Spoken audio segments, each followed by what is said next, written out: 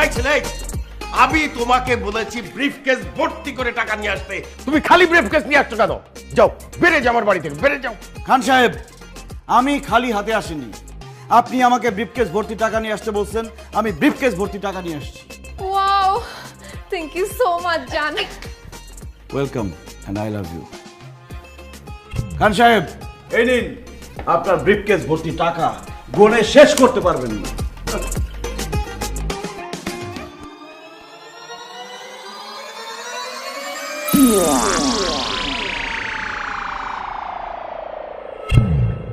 What is this? Hop দিলেন কি? কেন টাকা? 10 টাকা, 20 টাকা, 1 টাকা, 5 টাকার কয়েন। খান সাহেব, আপনি আমাকে ব্রিফকেস ভর্তি টাকা নিয়ে আসতে বলছেন, কত টাকার নোট আনতে হবে সেটা তো আপনি বলেন নাই। আমরা 500 টাকা, 1000 টাকার নোটকেও টাকা বলি, 1 টাকা 2 টাকার কয়েনকেও টাকা বলি।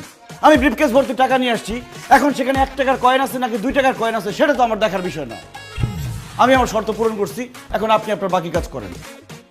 খান সাহেব, আপনি কিন্তু এক কথার মানুষ। হ্যাঁ বাবা, তুমি কিন্তু এক কথার মানুষ।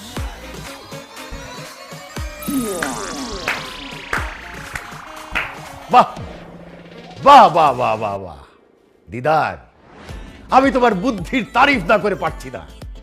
আসলেই আসলেই তুমি একটা বুদ্ধিমান ছেলে, যার বুদ্ধি এবং মেধা আছে। সেই মেধাকে এবং বুদ্ধিকে কাজে লাগিয়ে সে একদিন না একদিন অনেক টাকার মালিক হতে পারে।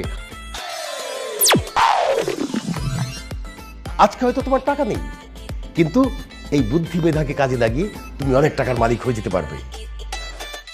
আর যার মোটেই বুদ্ধি নেই, অনেক টাকা আছে, সে কিন্তু তার টাকা রাখতে পারবে না। তুমি আমাকে সত্যি সত্যি মুগ্ধ করেছো। তোমার বুদ্ধি দিয়ে প্রমাণ করে দিয়েছো যে তুমি আমার একমাত্র মেয়ে মারিয়ার যোগ্য। তাই আমি সিদ্ধান্ত নিয়েছি, তুমিই হবে আমার একমাত্র কন্যা মারিয়ার হাজবেন্ড আর খান সাহেবের জামাই।